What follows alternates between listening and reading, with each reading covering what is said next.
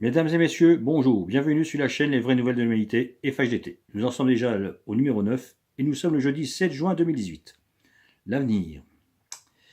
Pour le moment, nous avons encore un avenir, ça c'est certain.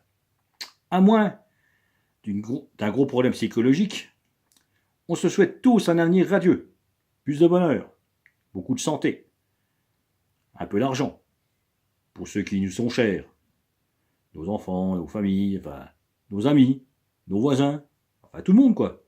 Nous souhaitons tous ce bel avenir radieux perdure dans le temps. Mais, pardon, je vais plomber un petit peu l'ambiance, l'avenir qui se profile, en réalité va ressembler à une grosse journée d'orage avec de gros nuages très sombres qui n'en finit plus. Vous savez, comme dans certains films. Ouvrez les yeux, regardez autour de vous. Dites-moi très franchement si vous voyez un bel avenir se profiler. On l'a vu ces derniers jours. Petit exemple qui s'est passé ces dernières semaines avec je sais bien le prononcer, glyphosate. De tous ceux qui répondent sur les champs. De quelle manière ils se sont assis sur la santé de leur peuple de France? Oui, je parle des députés, de ceux qui votent les lois, qui sont censés représenter le peuple de France. C'est pour ça que je dis, comme ils se sont assis sur la santé de leur peuple de France, ces gens-là, tout entier. Quand vous lisez comme ça s'est passé, il est très clair que la démocratie a été inexistante. Je vous en ai parlé la semaine dernière.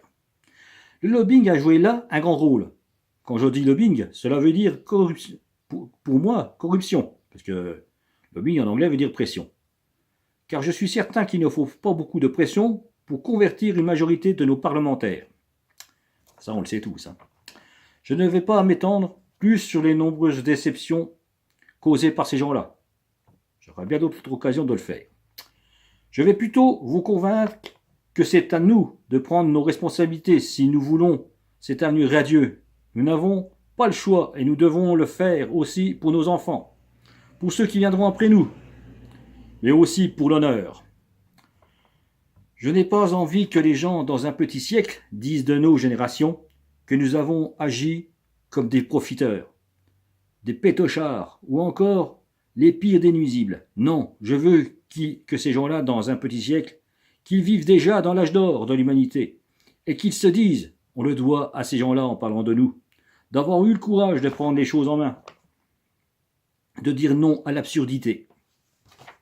Parce que c'est vraiment absurde ce qui se passe quand on voit ce qu'ils sont capables de faire. Comme j'ai décidé de prendre les miennes de responsabilité, je vous ai dit la semaine dernière que j'allais apporter à la préfecture à Dijon la candidature pour l'élection municipale de Nuit-Saint-Georges en 2020. C'est chose faite.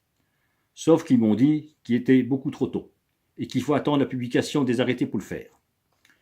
Donc, quand ces arrêtés seront publiés, je le ferai et je vous donnerai toutes les informations nécessaires pour me rejoindre dans la liste de l'Union humaine et démocratique du peuple national de France.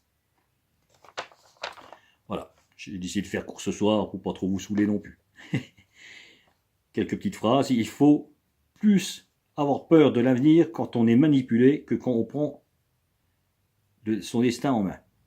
Mesdames et messieurs, je vous remercie de m'avoir écouté sur les chaînes Les Vraies Nouvelles de l'Humanité et FHDT. A très bientôt.